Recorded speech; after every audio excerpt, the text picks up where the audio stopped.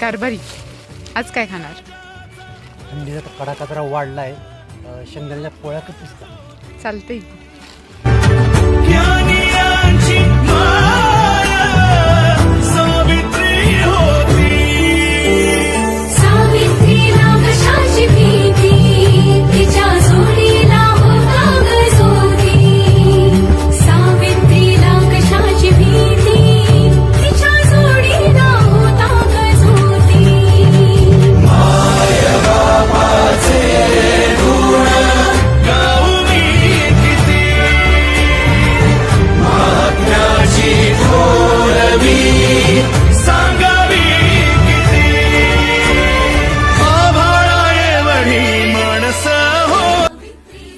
कारभारी शेंगदाण्याच्या पोळ्या. थँक्यू.